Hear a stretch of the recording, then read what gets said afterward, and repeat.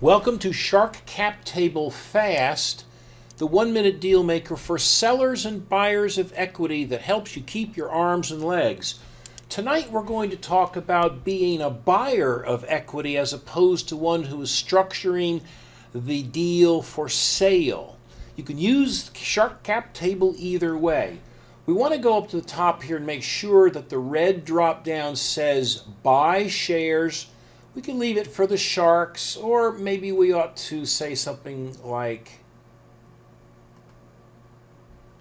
nothing, because you don't want to be talking about the sharks or the investors or the VCs, because you are one. So you could just do that. Now we want to hide all the help, and we are ready to go.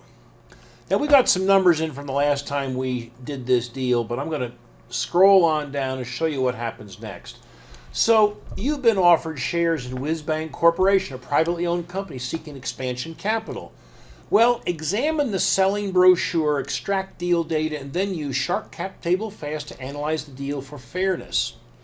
For example, I've entered some data. I typically see $1,000 unit prices, 1,000 shares in a unit, $1 a share. They're selling 500 units in the offering. Now I'm going to go up here and just reduce this to 0, so it looks like we have no exit price yet. So we don't know if we've made money or not. Now this is the little tough part here. You're going to have to try to estimate how much cash has been invested by the guys you're buying the shares from. There also has to be an additional value, and I can tell you that they're going to inflate it. You need to be a little more realistic and cut some of it off, especially the additional value. So the number of shares outstanding is important. You can get that out of the brochure or ask them. And be sure you find out the options, warrants, and convertibles and how much they actually convert into. These are surprise issues, and a huge amount of dilution occurs, and usually it's dilution against you and into the hands of the founders. Now here's the total number of shares for sale. That's simply calculated, and that's also a calculated offering total. Now they'll tell you, oh my goodness, we're going to sell this in 2 years and make lots of money. We're going to get $10 million, which is the cash out amount. Now let's go back up to this and let's show helpful hints. Okay. Now, the first thing we have to do is establish WizBank corporate valuation, and we're going to move this little guy over here. Now, what we've done is we've actually taken the numbers from below and put them up here, and what we're going to do is we're just going to equal the numbers. So for cash invested, I'm going to spin up until we get to 100,000, and there we are. The additional value is $1 million, so I'll spin up and get to that $1 million number. So here's the WizBank valuation, $1.1 million. Shares outstanding, according to the table below, is 3 million. So let's put in the total. There's our 3 million. Options, warrants, and convertibles are 1 million shares. So let's crank up and get 1 million shares here. Well, you're never going to get it quite exact because of the incrementation of these spin buttons, but who cares? 20,000 shares is not much. Now, let's go over here and put in the $500. Make the blue numbers equal to the red. There we are. And now we got this big $10 million sale, so we've got to bring that up to 10. 10, 10, 10, 10, 10. Here we go. Spin, there we go. And remember, they wanted to do this in 2 years. Now, the last thing we have to do, this little red thing here says that the offering price is $1. This is what the offering price is based on a $650,000 pre-money value. We need to make this equal to $1, so we therefore have to make it bigger. It's going to take a little while. Now what's interesting is this is spinning up. You've got a 1.1 million estimated valuation. And you remember from prior tutorials that almost always this box is the shareholder's view of your valuation. And, excuse me, we went right by it while I was talking, so we'll come back down to $1. All right, there we go. $1 is coming up. Now, the important thing, that's close enough. So here's what happens. Wildly optimistic.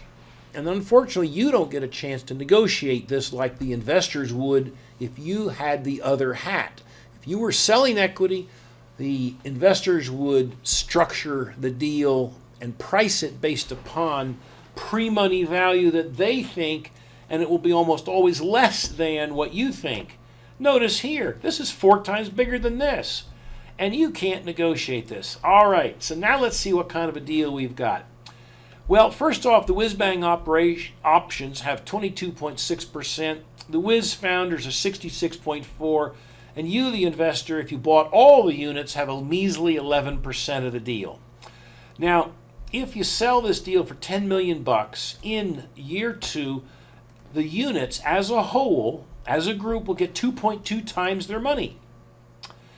And if they sold in year 2, they'd get a 48.2% internal rate of return. Now, voting control is firmly in the hands of the Whiz founders. Units only have 14% of the voting shares. Now, I've got 4 questions to ask about this deal.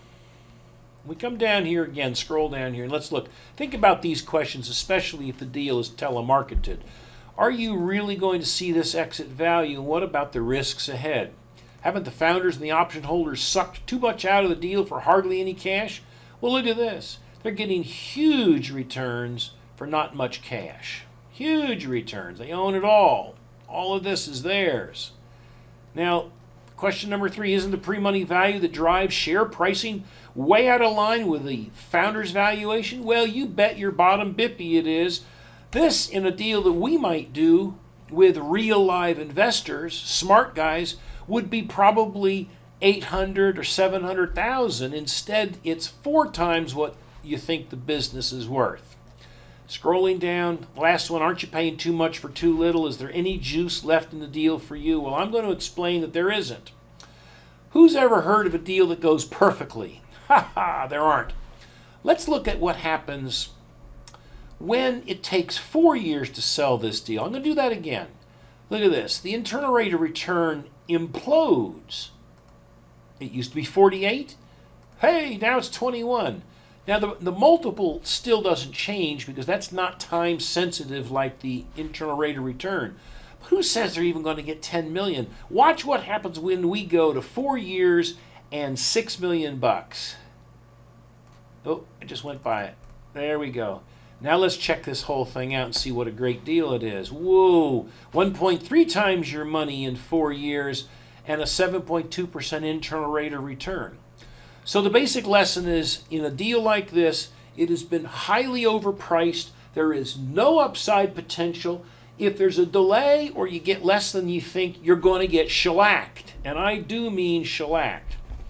Now I'm going to read this little private placement offering summary. Whiz-Bang Corporation is offering 500 units at $1,000 per unit, consisting of 1,000 shares of restricted common at $1 per share. The total raise is 500,000 or 496,000 shares for 11% of the fully diluted equity of the company. Prior shareholders' options, warrants, and convertible debt, assuming full conversion, collectively own the balance or 89%, and prior shareholders maintain voting control with 85.8% of the issued shares. From Whiz-Bang's exit value of $6 million achieved in year 4, unit holders will earn an investment multiple of 1.3 or 7.2% internal rate of return. Now, there's one more thing I would like to read to you, and that's this. Disclaimer on telemarketed deals. We are on everybody's stupid investor list, so just so we can see the bad deals. Hardly a day goes by without a call from the telephone guy hyping a fabulous business opportunity. We usually get the documents and are not surprised that 9 times out of 10 they are terrible deals. The business proposition is supercalifragilisticexpialidocious and not properly priced for the risks going forward. The greed factor is incredible. Overpriced, overpromoted, burdened by upfront fees and commissions. And yes, where sometimes only 50% of the money raised actually goes into expanding the business. There's no way the investors will make out on these deals. Nearly all returns accrue to the telemarketing promoters.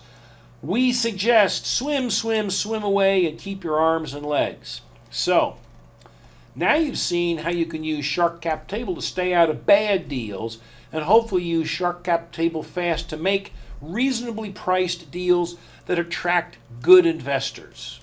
Thank you very much. Good night.